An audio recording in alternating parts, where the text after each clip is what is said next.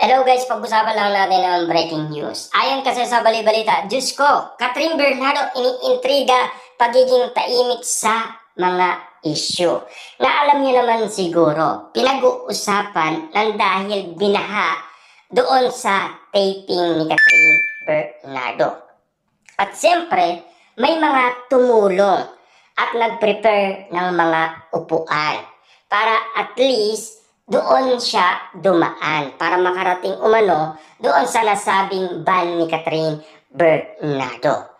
Kaso nga lang, ang usap-usapan yung flood control. Na alam niyo naman siguro na nahimik daw noon si Catherine Bernardo habang may mga nangyayari. Kasi marami umanong mga artistang nagkomento ng dahil sa flood control. Pero siya tahimik lang sa mga nangyayari. At lalong-lalo na doon sa mga nakawan. Diba? May mga kasing somethings na nangyayari na tila si Catherine Bernardo kaliwat kanan ang mga project na ginagawa niya. At lalong-lalo na si Catherine Bernardo litong-lito sa kanyang sarili.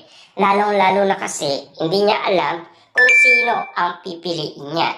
Whether like it kung si Daniel Padilla ba, or si Alden Richard, or si Mayor Mark Alcala. Gulong-gulo din si Catherine Bernardo. Lalong-lalo na kasi marami umanong nanliligaw sa kanya. At lalong-lalo na pagod din siya sa kanyang mga trabaho. Katulad lang yan, hindi natin inaasahan na babaha doon sa nasabing taping ni Catherine Bernardo dahil sa kanyang bagong teleserye. Pero ang pinag-uusapan, ang mga isyong naging problema ng Pilipinas. Kaso nga lang, siyempre, ano ba bang paki ni Catherine Bernardo sa nangyayari? Kaso nga lang kasi, ang usap-usapan, dapat may pakialam din si Catherine Bernardo sa mga bagay-bagay. Pero, ang dinadaing ng iba nang dahil sa kanyang jowa, si Mayor Mark Alcala, dahil under siya ng politiko. Kaya nga naman daw nananahimik si Catherine Bernardo. Para nga naman kasi wala siyang masabi. Yan ang mga kuda ng iba't ibang mga netizens tungkol umano sa nangyari kay Catherine Bernardo nang dahil sa taping, dahil sa binabaha umano.